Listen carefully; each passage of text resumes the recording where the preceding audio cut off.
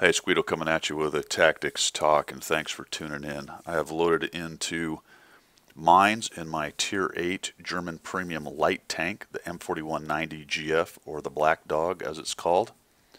Great little tank, is going to be even better when the scout matchmaking and the scout change happens, but for now, still a pretty good light tank since it's premium. Great credits, great experience for your crew.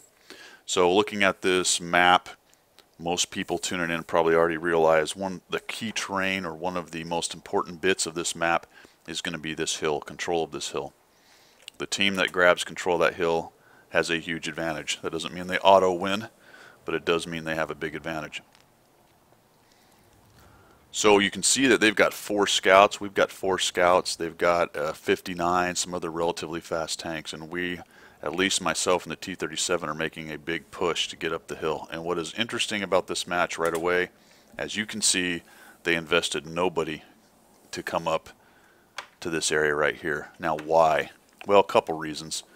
One, some of their scouts may have decided, I don't want to go up the hill because I always get killed going up the hill because people come up and shoot me in the side. All right, fair enough. The other one may be, if you look at there, you can see that there's quite a bit of arty in this match. 2 good reasons to not go up the hill. But as it is, or as it turns out, we own the hill. I'll shoot and bounce. I actually get 2 bounces off this dumb thing. This one's my favorite right here, actually. Off the gun, or I don't know what on earth I would have bounced flat plating like that. I guess I caught the corner of the thing or something crazy. And I finally get a shot. But there you go. We've got the hill. So huge advantage. And what do you do with it in a scout? A couple things to watch out for. It's very tempting to get up on this edge right here and start really spotting these guys. But for right now, I'm not 100% sure there's not somebody tucked up in right here. And if I get up close, I'm not 100% sure that Tiger P may not see me right there. There are bushes to hide behind, but see that little opening? I'd have to cross that opening. There's a couple, oh geez, palsy or something. I'd have to cross a couple openings to get over there, so that is something you need to watch out for. For the moment then, I'm going to be happy with just kind of poking and prodding and spotting these guys that are camping on their hill back there. So of course you always know there will be guys sitting back up on this hill camping. There's actually a scout back there, interestingly enough. So this is a little different right off the bat. You can see we finally got some guys coming up the ramp. They've pushed quite a few tanks along this edge, which is somewhat unusual, but we do have some good campers back there. There will always be campers. As I always say, let your team camp. You don't need to, because they will always do it. Hit the ground. He's a little bit hold down, or maybe into that rock right there. There's that T-49 again. Backing up, poking and prodding. Poking and prodding. So what I'm looking for then is to try to get up to these bushes at some point so I can get a little closer and get my binocs going and really start lighting these guys up. I'm just looking for that opportunity. You see they've got quite a few guys back on there. Now they are pushing around to the southwest a little bit, but as of right now we've still got good tanks. Now I take my chance. So I'm avoiding getting close to the rocks, which is basically over here, so that that Tiger P has less of a chance of seeing me cross, and then using the rest of these bushes as I come over here. And I'm just going to be very cautious right now. Creep forward a little bit. There we go. Alright, excellent. So I've got a lot of tanks lit now, and I am resisting the temptation to shoot that arty. They know I'm up here. I was spotted earlier, but there's no sense in letting them know exactly where I am, especially if they're arty. Pause it for just a minute. The other one is sitting back in this corner, because even if I tuck up against that rock right there, he can still splash the snot out of me. So right now, I am content to let my team shoot the guys that I'm lighting. It takes a while to kill this arty, but there he goes. Excellent. Clearly didn't have 6th sense since he didn't know he was spotted. If he did, he ignored it. And the 4502 Bravo's out in the open. Not the best player ever. Looks like he has essentially ground up that line and went straight to the 4502 Bravo, and he's just sitting out in the middle. Now the game is still in the balance. I wouldn't say this is an auto win by any stretch of the imagination. They did make an interesting and fairly strong push down here into the southwest. We've still got some campers dealing with them. And for now, I'm just trying to be patient. Let's see if we can clean these guys up. Really, it's just already hammering this guy right now. Looks like the T10 is going to move up.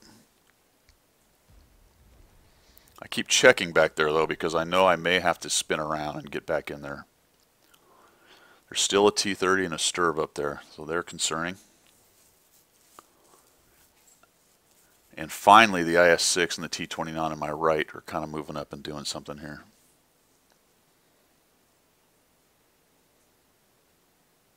Just watching it develop. And as I see what's going on now, it's about time. I probably need to get my gun in the game. Time to start shooting. I've done quite a bit of passive. I got about 1,700 spotting damage. There we go. Now it's time to start wailing on these guys. The IS-6 has their attention. They're getting hammered. We'll take this stirb out. There we go. And now the T-30 decides he needs to get rid of that IS-6. And he gets tracked. So that's beautiful. I shoot him a couple times in the hole. He's got it kind of hold down, or not hold down, but pointed downward, which is flattening out the aspect a little bit for me. I wish I'd actually tracked him. I thought maybe those guys would do the work for me, so I was being greedy. Sort of go for one there. I'm not sure if I got him. No, doesn't look like I tracked him there. Bounce one. And off he goes. Alright, so now it's time to move. We finally cleared off that, but there's only 2 guys left. See the other black dog. I'm going to be very careful coming off the edge of this. Full backwards. I'll just barely tip over and go full backwards. Full reverse. Full backwards. Go full reverse just to limit the amount of damage, if any, I'm going to take there. If that was too much more of a drop, you wouldn't really be able to do that. Those straight down ones, those are brutal. Once you reach terminal velocity, you pretty much auto-kill yourself.